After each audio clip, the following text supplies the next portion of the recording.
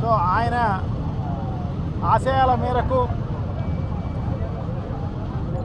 ఇప్పుడున్న పరిస్థితుల్లో ఎక్కడ కూడా ఏమాత్రం కనిపించడంలా,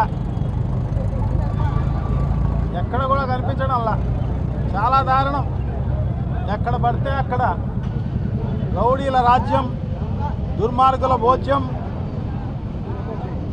సో అన్ని కల్తీ వ్యాపారాలు, దోపిడీ వ్యవహారాలు, మట్కా వ్యాపారాలు, డాకాటలు, గంజాయి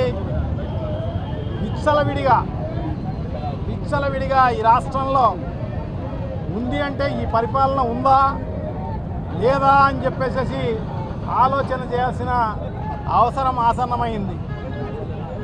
కూటమి ప్రభుత్వం అధికారంలోకి వచ్చి ఈ 2 ఏళ్ల కాలంలో ఏమాత్రం శాంతి భద్రతలు కానీ ఏమీ కానీ మంచి పట్టించుకున్న పరిస్థితి లేదు. అమాయకులు బలి అయిపోతున్నా దాని గురించి పట్టించుకున్న పరిస్థితి లేదు. సో ఇది అంబేద్కర్ గారు ఈ రకమైన పరిపాలన కోరుకోలేదు. ప్రజలందరికీ మేలు జరగాలి, కులాలకు అతీతంగా, మతాలకు అతీతంగా, సామాజిక పరంగా, ఆర్థిక పరంగా అందరూ సమానంగా ఎదగాలి అని చెప్పేసి పెద్ద ఎత్తున అంబేద్కర్ గారు కోరుకోవడం జరిగింది. సో దాన్ని అమలు చేసిన పరిస్థితి పాలకులకు లేదు.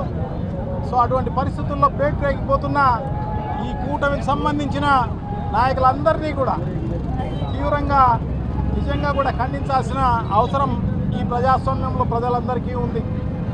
సో డెఫినెట్గా రాబోయే కాలంలో ఉన్న మంచి కాలం రావాలని చెప్పేసి, ఎందుకంటే గతంలో జగన్మోహన్ రెడ్డి గారి పరిపాలన అయితేనేమి, తర్వాత వైఎస్ రాజశేఖర రెడ్డి గారి పరిపాలనలో అయితేనేమి అంబేద్కర్ ఆశయాలను ఉనికి పుచ్చుకున్నట్టుగా ఆ రోజు అమలు చేసిన పరిస్థితి. శాంతి